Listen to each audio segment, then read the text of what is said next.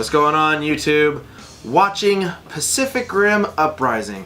I understand the video is a couple days late. I've been dealing with a massive migraine and headache and everything in between, so if I did it, you probably would have gotten... So, Pacific Rim was like, you know, stuff. I don't want to give that to you, so I had to take a couple days to recoup, rest up, but you know what? That's okay. For those that enjoy it, I'm gonna let you know. Pacific Rim, burning question on everybody's mind. Was it good? I'm gonna have to start off and say, this is a good example of a movie that didn't necessarily need a sequel. While Pacific Rim was kind of like out of a left field movie, which was a lot of fun to watch, and it was one of those movies that, while the stakes were high, it didn't take itself necessarily serious enough, so it found a nice happy medium.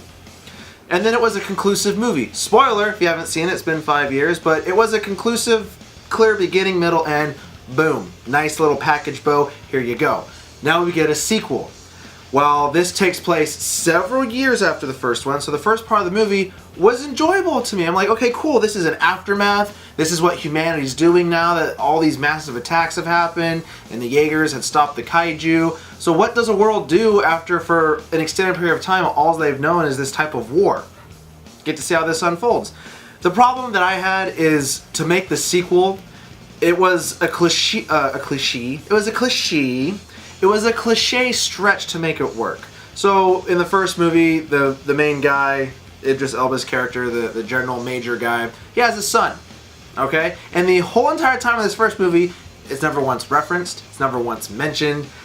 He takes in Marco or whatever, and there's no mention of, you know, this family interracial thing or whatnot.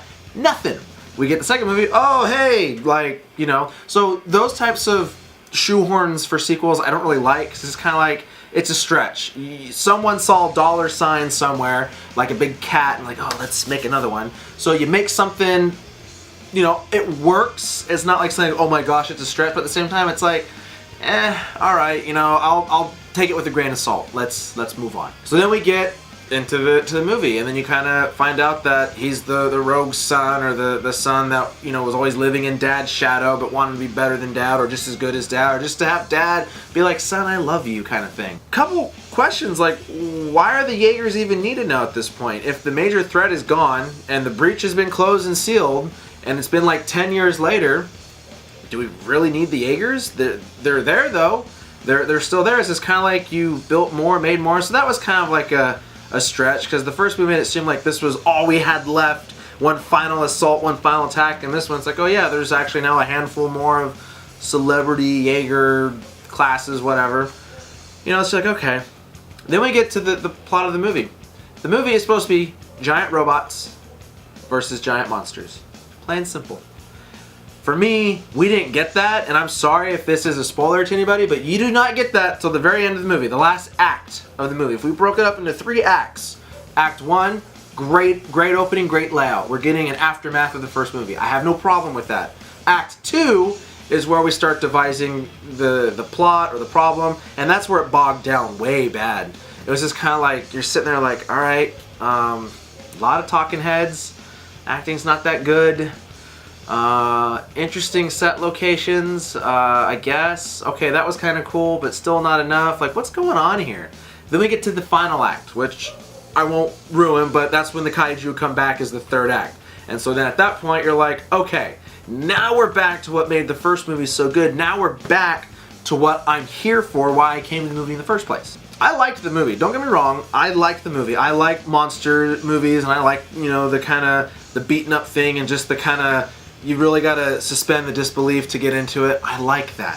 For me though, if you're gonna make a sequel, you need to up the ante. You gotta take what the first one did and you build on top of that, or you take it to a different area and then build on top of that to outshine the other one. You can't go like this and then revert down. It should be this with each installment of anything. It's how it should be. In a perfect world, Walgreens is always right around the corner. So for me, it kind of felt like this movie should have come out in the 90s, and then during that time or whatever, the effects and the graphics and all the stuff was top-notch shape. Like when Jurassic Park came out, it blew people's minds away. So for me, the movie didn't quite feel like the sequel it should have been. Some of the acting was not that great. It was kind of meh. Well, there were some cheesy one-liners which worked, you know, and there were some cool little tidbits of action here and there. Big other thing, I'm just going to tell you right now, yes, Raleigh is not in this one, and you do get a little line of dialogue explaining why. And even then, that's such a, like, really? You bring Marco back, she's in the preview, and then her being back really didn't push this story forward or anything in between. It was just kind of like a familiar face. Great to see you, and that's what we did. Really, while the movie was fun at times, it was still kind of eye-rolling.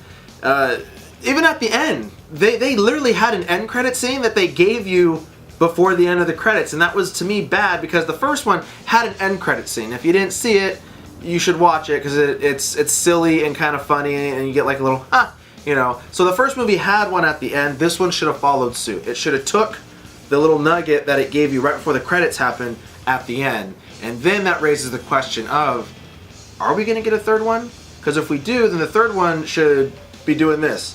Here's the first one, here's the second one, third one should be way over here. Yes, my hand is above the frame, but that's how it should be. But realistically, I'm giving my own opinion, the movie a 6.5 out of 10.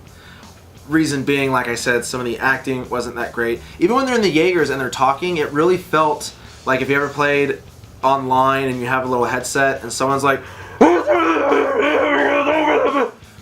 why does it sound like that? Especially when they're together. In the first movie, it's pretty clear, it's great audio, and this one it's like being shouted out through a speaker and it's kind of flubbing or it's peaking on its max. That was really distracting. If you're interested in seeing it, by all means, go see it. I want you to see it.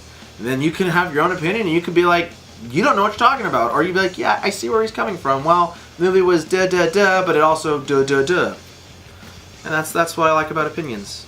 It's just their opinions. Great conversation starters. So Pacific Rim Uprising, if you've seen it or whatnot, if you liked it, didn't like it, or if you thought the first one was better, shoot that information down below. I'd like to know. You know, I care about your guys' thoughts, feelings, and whatnot, and I will respond.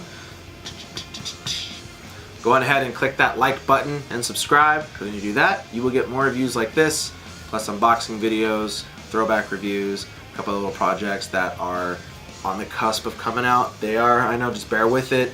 You know, good things come to those who wait. Patience is a virtue. Kind of lost on some kids these days, but there it is. And remember, guys, you heard it here at the source.